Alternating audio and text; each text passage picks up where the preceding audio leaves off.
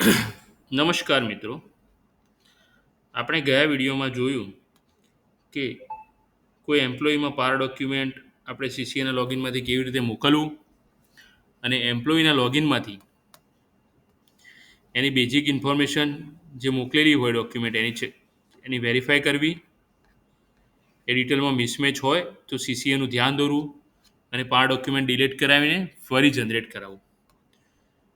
અને એમ્પ્લોયીને અગર બેઝિક ઇન્ફોર્મેશનની ડિટેલ બધી ઓકે હોય, એના રિપોર્ટિંગ રિવ્યુઇંગ ઓથોરિટીની ડિટેલ કરેક્ટ હોય અને બેઝિક ઇન્ફોર્મેશનમાં જે એની સર્વિસ, એની પ્રેઝન્ટ પોસ્ટ, ડેટ ઓફ એપોઇન્ટમેન્ટની પ્રેઝન્ટ પોસ્ટ ને એ બધી ડિટેલ્સ જો ઓકે જણાતી હોય તો એનું સેલ્ફ એપ્રાઇઝલ ભરીને પછી સબમિટ કેવી રીતે કરવું એ આપણે લાસ્ટ વિડીયોમાં જોયું.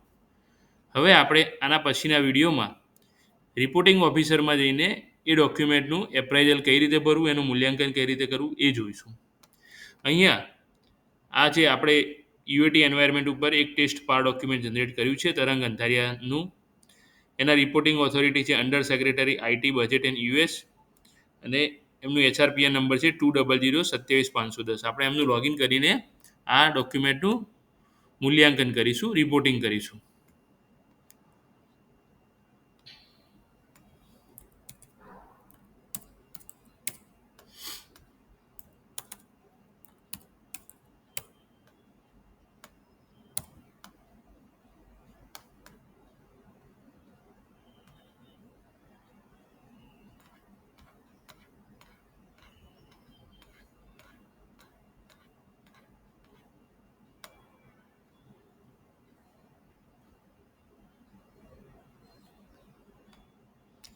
એ રિપોર્ટિંગ ઓફિસરનું એચઆરપીએન, એનો પાસવર્ડ, કેપ્ચા કોડ અને અહીંયા હું ટીઓટીપી સિલેક્ટ કરીને એનું ટીઓટીપી મારામાં સેટઅપ કરેલું છે એટલે ટીઓટીપી ઇન્સર્ટ કરું છું. અગર જો ટીઓટીપી સેટઅપ ના કર્યું હોય તો ઓટીપીના રેડિયો બટન ઉપર ક્લિક કરીને મોબાઈલ ઉપર એનું ઓટીપી લેવાનું રહેશે અને એ ઓટીપી અહીંયા ઇન્સર્ટ કરવાનું રહેશે.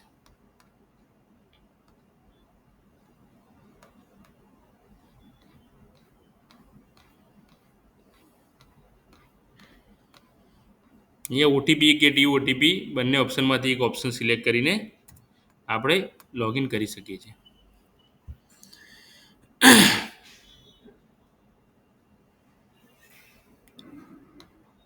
રિપોર્ટિંગ ઓફિસરમાં લોગિન કરવાથી એનામાં પાર રિપોર્ટિંગની અંદર જે ડોક્યુમેન્ટ રિપોર્ટિંગ કરવા માટે આવેલા છે એના નીચેના ઓફિસરના એ અહીંયા આપણને પાર રિપોર્ટિંગ ઓથોરિટીનું જે વર્કલિસ્ટ છે એની અંદર અહીંયા 3 ડોક્યુમેન્ટ સુમિત ચૌધરીની અંદર નીચેના ઓફિસરના રિપોર્ટિંગ કરવા માટે આવેલા છે એ આપણને અહીંયા દેખાશે.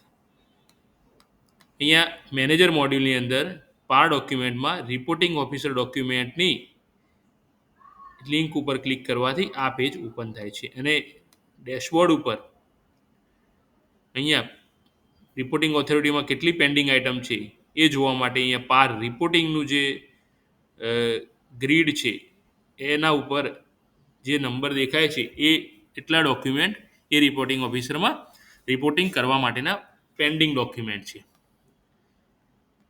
હવે આપણે તરંગ અંધારિયાનું રિપોર્ટિંગ કરીશું. એના માટે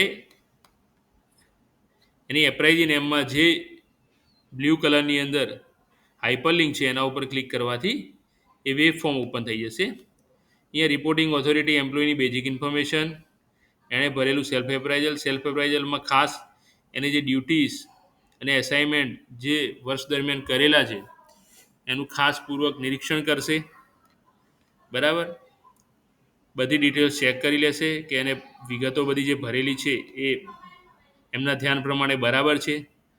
એ ચેક કર્યા પછી એ રિપોર્ટિંગના ટેબમાં આવી જશે અને એ રિપોર્ટિંગના પેજની અંદર એનું મૂલ્યાંકન કરશે અને એની પેન પિક્ચર અને કમેન્ટ આપશે.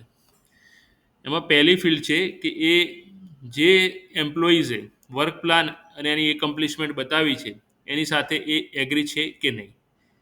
જો એગ્રી હશે તો અહીંયા યસ રેડિયો બટન ઉપર સિલેક્ટ કરશે. અહીંયા by default yes radio button ઉપર સિલેક્ટ થયેલું આવશે. જો એણે જે મેન્શન ડ્યુટીઝ અને એનું જે વર્ક પ્લાન અચીવમેન્ટ જે સેલ્ફ એપ્રાઇઝલમાં ભર્યું છે એની સાથે એગ્રી નહીં હોય તો નો રેડિયો બટન ઉપર સિલેક્ટ કરશે. નો રેડિયો બટન ઉપર સિલેક્ટ કરવાથી એક ટેક્સ્ટ બોક્સ ઓપન થઈ જશે. એની અંદર એને એના વર્ક પ્લાનને અચીવમેન્ટ સાથે કેમ એગ્રી નથી એના સ્પષ્ટ કારણો અહીંયા ડિટેલ્સ અહીંયા આ ટેક્સ્ટ બોક્સની અંદર એ ફીડ કરવાની રહેશે. 50 શબ્દોની મર્યાદામાં આ ડિટેલ ભરવાની રહેશે. અહીંયા જો એગ્રી હશે એને જો સેલ્ફ એપ્રાઇઝલમાં જે એક્સ્ટ્રા ઓર્ડિનરી કન્ટ્રીબ્યુશન જે ભરેલું છે 3 નંબરની ફિલ્ડની અંદર do you believe that you have made any extraordinary contribution એ કન્ટ્રીબ્યુશનના રિગાર્ડિંગમાં રિપોર્ટિંગ ઓફિસર પોતાની કમેન્ટ અહીંયા આપશે.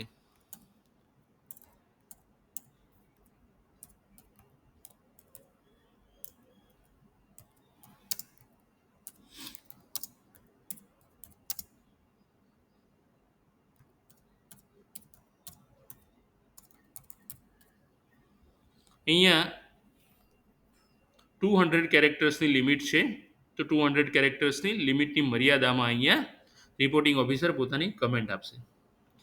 અગર પારનો જે ડ્યુરેશન છે એની અંદર જે એના વર્ક પ્લાનને અચીવમેન્ટ જે મેન્શન કરેલા છે એની અંદર કોઈ સિગ્નિફિકન્ટ ફેલ્યોર હશે તો રિપોર્ટિંગ ઓફિસર અહીંયા યસ કરશે. યસ કરશે તો એના રિગાર્ડિંગ જે એના કારણો અહીં જે ટેક્સ્ટ બોક્સ ઓપન થાય છે એની અંદર ફીડ કરશે રિપોર્ટિંગ ઓફિસર. અને કોઈ ફેલિયર નહીં હોય તો નો રેડિયો બટન ઉપર ક્લિક કરશે. અહીંયા 4 નંબરની ફિલ્ડમાં એસેસમેન્ટ ઓફ વર્ક આઉટપુટ એની અંદર 1 થી 10ની અંદર માર્કિંગ કરવાનું છે. અહીંયા 1 થી 10 એ વોટરમાર્કની અંદર અહીંયા આપણને દેખાઈ રહ્યું છે તો 1 થી 10માં અહીંયા માર્ક્સ મૂકશે. અહીંયા મેન્યુઅલી બી ઇન્સર્ટ કરી શકાશે. અહીંયા બાજુમાં જે ઇન્ક્રીમેન્ટલ કાઉન્ટર છે એનાથી બી વેલ્યુ ઇન્સર્ટ કરી શકાશે. અહીંયા પહેલી 4 એટ્રીબ્યુટની અંદર 10માંથી માર્કિંગ કરવાનું છે.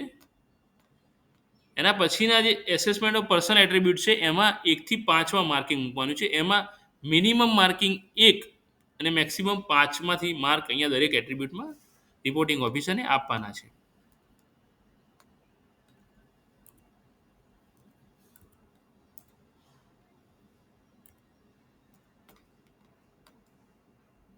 અહીંયા 6 નંબરની ફિલ્ડમાં ફંક્શનલ કોમ્પિટન્સીનું ટેબલ છે.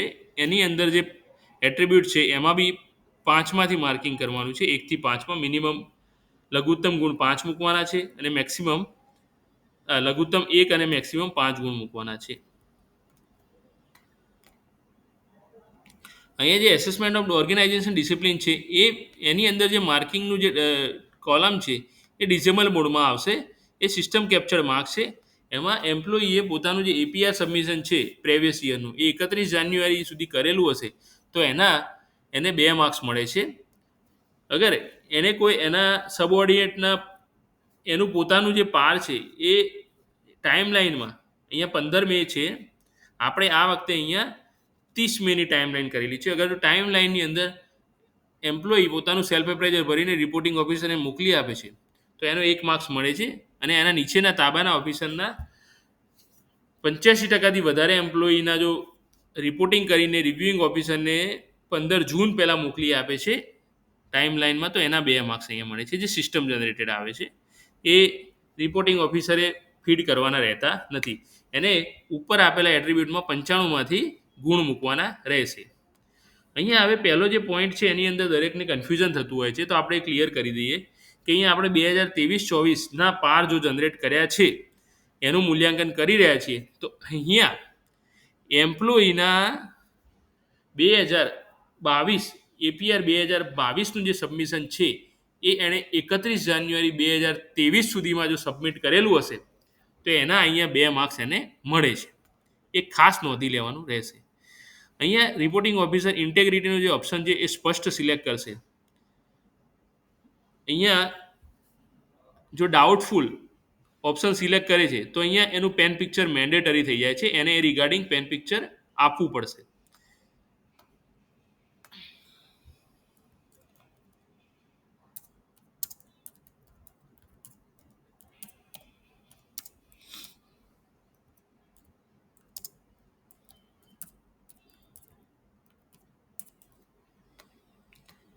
હવે ઉપર જે કમેન્ટ લખી છે એ કમેન્ટ નો એનો એનો પ્રકાર કેવું છે? અગર એ એડવર્સ છે તો અહીંયા સ્પષ્ટ યસ કરશે. અગર યસ કરશે તો એના રિગાર્ડિંગ એને સ્પષ્ટ કારણો અહીંયા નીચે જે ટેક્સ્ટ બોક્સ ઓપન થાય છે એની અંદર મેન્શન કરવા પડશે. અને અગર નો કરે છે તો એ ડિટેલ્સ ભરવી નહીં પડે. અહીંયા જે ડોમેન એસાઇનમેન્ટ છે એમાંથી કોઈ 4 ડોમેન એસાઇનમેન્ટ રેકમેન્ડ કરશે રિપોર્ટિંગ ઓફિસર.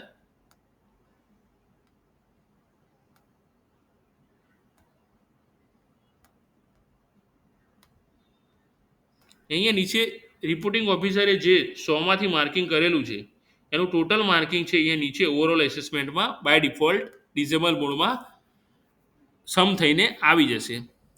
અહીંયા જો એને ફ્યુચરની અંદર થોડા સમય પછી જો એ સબમિટ કરવું હશે તો અત્યારે હાલ રિપોર્ટિંગ ઓફિસર આ ડોક્યુમેન્ટને સેવ એઝ ડ્રાફ્ટ કરીને સેવ રાખશે. અને સબમિટ ક્યારે કરવાનું થશે ત્યારે સબમિટ કરીને એ ડોક્યુમેન્ટને રિવ્યુઇંગ ઓફિસરના લોગિનમાં મોકલી આપશે. અહીંયા પાર સક્સેસફુલી રિપોર્ટિંગ થઈને રિવ્યુઇંગ ઓફિસરમાં ગયાનો અહીંયા પોપઅપ મેસેજ આવશે. અહીંયા ઓકે બટન દબાવવાથી એ મેસેજ ડિસએપિયર થઈ જશે. હવે આ એમ્પ્લોયનું રિપોર્ટિંગ મૂલ્યાંકન અહીંયા સક્સેસફુલી થઈ ગયું છે. અગર જો એને એની પ્રિન્ટ લેવી હશે તો પ્રિન્ટ બટન ઉપર ક્લિક કરીને અહીંયા સબમિટ અને એ બટન જતા રહેશે. અહીંયા ખાલી પ્રિન્ટનું બટન રહેશે. પ્રિન્ટ બટન ઉપર ક્લિક કરવાથી એ જે ભરેલું ડોક્યુમેન્ટ હશે એ અહીંયા રિપોર્ટ મોડમાં ડાઉનલોડ થઈને આવી જશે અને એની પ્રિન્ટ લઈને ફ્યુચર રેકોર્ડ માટે રાખી મૂકશે. તો અહીંયા મેનેજર મોડ્યુલમાં પાર ડોક્યુમેન્ટમાં રિપોર્ટિંગ ઓફિસર ડોક્યુમેન્ટમાં જવાથી અહીંયા જે એનામાં પહેલાં 3 ડોક્યુમેન્ટ હતા રિપોર્ટિંગમાં એમાં હવે બે ડોક્યુમેન્ટ રિપોર્ટિંગમાં રહ્યા છે અને એક ડોક્યુમેન્ટનું સબસ્ટેટસ રિવ્યુઇંગ થઈ ગયું છે. ને બાર ડેશબોર્ડની અંદર જે એનામાં 3 પેન્ડિંગ ટાસ્ક હતા રિપોર્ટિંગના એની જગ્યાએ હવે અહીંયા 2 જ રહ્યા છે. એક ડોક્યુમેન્ટનું એને રિપોર્ટિંગ સક્સેસફુલી કરી દીધું છે. તો અહીંયા આપણે આ વિડીયો પૂર્ણ કરીએ છીએ. Thank you.